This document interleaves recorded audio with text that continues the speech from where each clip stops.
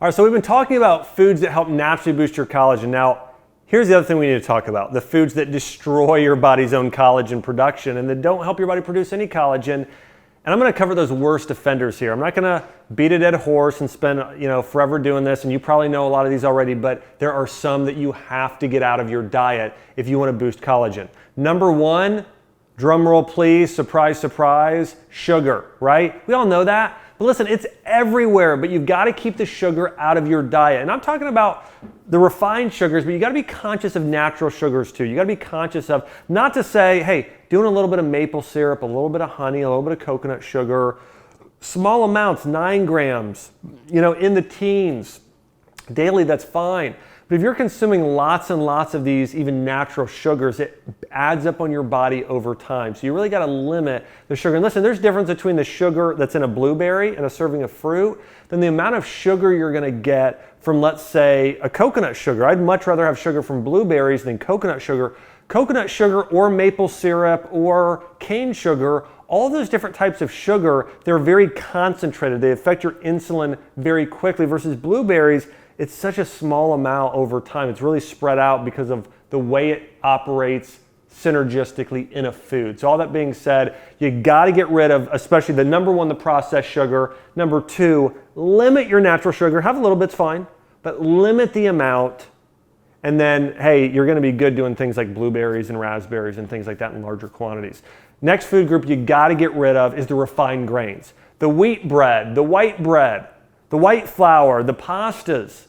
These things are going to destroy your, first off, they affect your insulin. Here's what happens. Insulin spikes in your body. Do you know insulin's a hormone? When we tend to hear of insulin, we think of diabetes. It's not just about diabetes. Insulin affects estrogen, progesterone, cortisol, melatonin, leptin, ghrelin. These are hormones that affect your hunger, that affect your weight gain, that affect your metabolism, that affect your thyroid, that affect your sleep, that affect your stress level. All of these different things are affected if you have if you have an insulin spike in the body and have too much sugar. So, or have refined grains like wheat flour products. So again, if you're going to consume grains, small portions of a sprouted rice, of oats, of quinoa, and that's really it. Stay away from any type of grain that's been turned into a snack or a food typically just not good for your body. Stay away from the refined grains. Eat whole, real foods, okay? Third thing you got to stay away from are the hydrogenated oils or those fats that are bad. Here's what I would stay away from. Let's stay away from the C's, okay? The cottonseed oil, the corn oil, and the canola oil, the 3 evil C's: canola, corn, cottonseed. The next, let's talk about the 3 deadly S's: sunflower, safflower, soybean oil. Okay, now sunflower and safflower, on occasion, if they're pressed in the right way and they're not heated up, they're fine in very small amounts.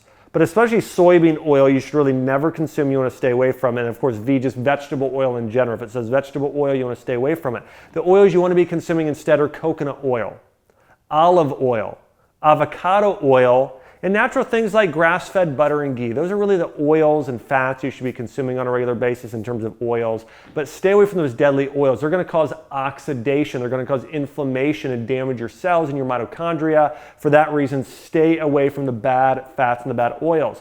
The next thing, you want to stay away from the artificial sweeteners. You want to stay away from the sucralose, okay? The aspartame.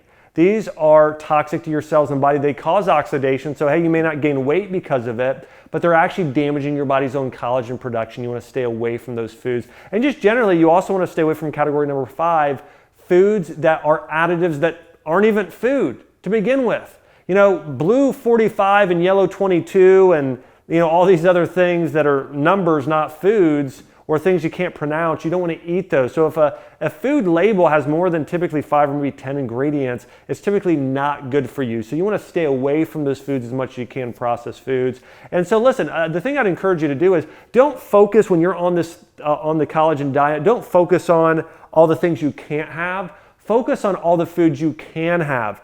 An amazing berry smoothie for breakfast or coconut yogurt parfait, collagen pancakes. Focus on those amazing foods, the desserts, the lunch, the dinner recipes that we have that are so fantastic. focus on those meals. Don't focus on all the things you can't have. And over time, listen, I've eaten a form of the collagen diet for years, and I feel fantastic. I never feel like I don't have enough. And anything that I maybe loved in the past when I stopped eating the bad stuff, I don't miss it anymore. Over time, you won't miss those toxic foods anymore. I want to mention this as well. If you eat one of these foods I mentioned that you shouldn't, and you fell off the wagon, just jump back on. That's all. Don't get down on yourself. Don't feel guilty about it. Just say, hey, you know what? I messed up one day. It's okay. Or messed up a week, whatever. Just jump back on. Keep going. Because this really can be a lifetime way of eating, a lifestyle. As I mentioned, or I've mentioned in videos in the past, areas like Okinawa, Japan, and in Asia, this is how they eat every day. They consume a collagen diet rich in berries and green tea and herbs like ginger. They're consuming these foods every day. They're not doing the bad stuff. So this can become a whole lifestyle for you and help you transform your health. So remember, get the bad out, get the good in. By doing that, you're gonna have way more collagen and feel a lot better.